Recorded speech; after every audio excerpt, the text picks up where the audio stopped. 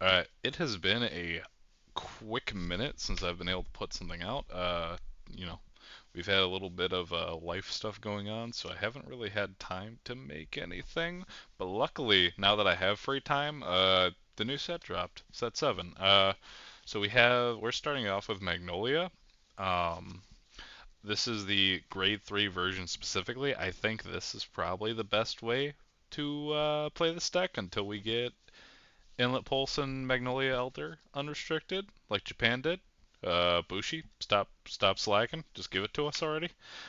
So I think this is for sure the best way to play it right now. So our ride line is still the same. Little Orange Cat. We're doing the grade 1 and 2 Roroa.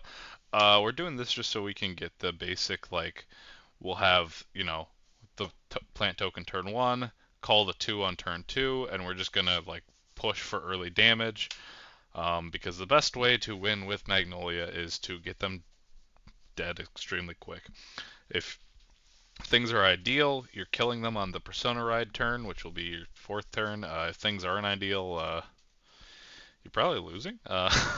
No, I'm just kidding. You want to push for game as quickly as you can. So this is the ride line we're going with. We're not doing the Black Tears Husk Dragon and the what's his name? The Rancor chain because we don't play as many orders in this deck, so I can't really abuse those two for free. So this is the set. If you can't run that ride line, this is your next best ride line in Stokia. So that is all for those. Our grade threes have not changed since last time. So we have 3 of the Persona ride because that is our win condition in this, and we have 4 Inlet Pulses because Inlet Pulse is insanely good. The best thing about Inlet Pulse is he's a 13k body, so I can hit the Vanguard unboosted, and it's very, very cut and dry with Inlet Pulse.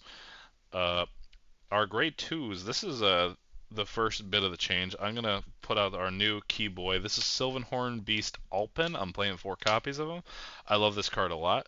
So on swing, he gets 5k for every 2 of your grade 2 or greater units.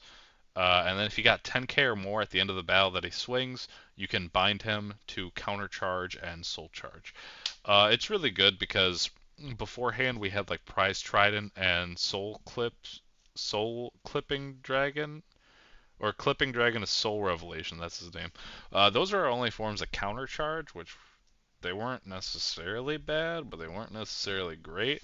So this is just kind of going to flow with the deck a lot better and make it a little more aggressive. You could also call him early on and just have him as a beater, which is kind of nice.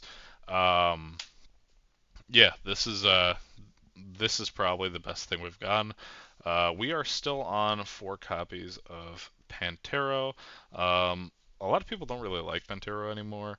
I still really like him for the same reason that Inlet Pulse is super great, which is we have a 13k base that can swing at the Vanguard, which is all I ever really wanted because, the 13k base and on a Persona ride that hits over defensive, that's where this deck struggles the most. It's kind of like playing like an Excel deck back in the day for V format.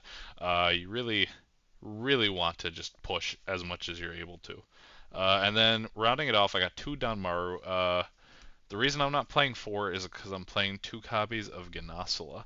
So Ganasala, um, you pretty much wouldn't play it in this version beforehand unless that was at like 1 copy, just as like a hey, I have the counterblast, I can go for it scenario. But realistically, you weren't able to pull it off that often because it restricted with Magnolia.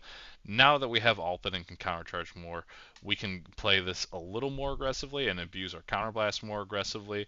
So Donmaru is fine at 2 of because we do have a way to search out the Persona Ride, which is going to be the next card that I show. Which is Sylvanhorn Beast Serral for our grade 1 section. We're playing 3 copies of this little guy. So on place, you can Soul Blast 1 if your Vanguard's a Sylvanhorn Beast. So this will only happen when you're at grade 3. You check top 5 and add a Magnolia from deck to hand. And then its other continuous skill is if you Persona Road this turn, it affects the back row. So this card is insanely good. The best thing about this, besides, I think the best thing about it is the Persona Riot part, but another really cool plus about this card is that it's an 8K grade 1 that we actually want. So this means obviously it's going to swing for 13 in the back row because of Magnolia, and it's also like, say, I don't know, my opponent hits like 2 defensives, and it's like, oh shoot, well, all I have is, or maybe not 2 defenses, but we just weren't hitting good numbers up front. This can just be a booster instead, which this deck hasn't really had a booster in a while. We were using the Beaver in set 4, but I wasn't really like crazy on the Beaver, so this is just a really nice, it's nice to have. We're obviously playing 4 perfect guards.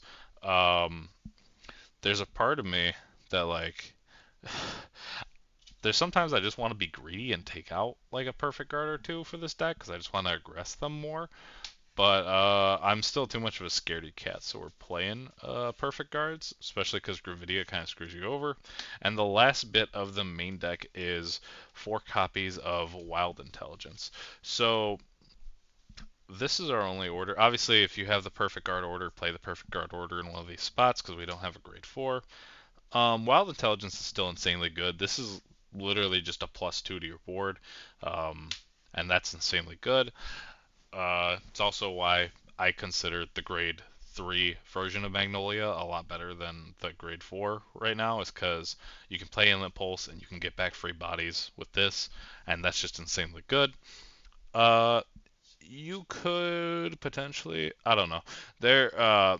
I know some people want to try out the new grade 3, the one that's like you counterblast and I think you soul blast too, to like mill your top 3, and then you either call back a grade 2 or less, or if it's a grade 3 with the same name as your Vanguard, you add it back to hand.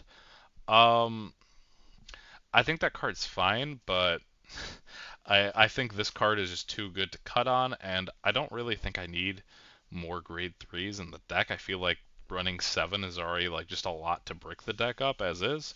So we are just playing those. Our trigger lineup really hasn't changed. The over trigger, until it's banned, this is insane card. You can't really cut it. We are playing 7 critical triggers. Um, the big thing is with Alana, I think her name is, right? Yeah, Alana. You don't technically need her. So if you're like, hey, I really don't want to spend money on this, that's fine. Just pick up the normal crits that kind of do the same thing. You're not that concerned about your soul at all times because the only things that really use it is Pantero and Danmaru and Cyril. Those are the only 3 cards that are going to use it. But Alpin's going to replace a soul when he swings. Inlet Pulse is going to go to soul. You're going to be fine on soul, so you really don't need it. We get the 4 copies of the draw triggers. Again, I know some people really don't care for 4 copies and like 3, but from what I've found out, at least from every time I play something that's not Zorga related, I desperately want the extra draws in the deck, so I play 4. It's good for Flagberg. It's good. It's probably going to be good for Maelstrom. Draws are good. 4 heals. No effect heals. I really do not like effect heals. I'm sure if I go to a tournament event, I will at least consider them. Uh, but with Youthberg coming out, like there really isn't a lot that's doing like restand or a specific unit restanding because Youthberg's just going to be the meta for a little bit. At least that's what I assume everyone's going to be on. So that, yeah, you just play normal heals. That is the profile. Super quick, short, and to the point. I might have talked a little too long actually, but that's fine. So like I said, I had a lot of life stuff going on, like changing jobs and all that, so didn't get to really sit down and record some stuff.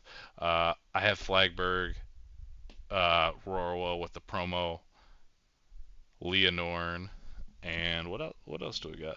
Uh, there is a I do have a video coming out, and I don't know, maybe I'll try to get it out this weekend, but uh, a lot of people have been asking about accessories and stuff, and instead of just, doing it as a quick, like, oh hey, these are dragon shields, just so you know, because obviously I don't want people to just have to go back and watch the same video. We're just gonna put it. I'll put it as a concrete thing so everyone knows what the kind of things I use, and I might maybe show off, make a commander video, not like a whole profile because that sounds horribly boring for some people to watch unless you really want to watch it.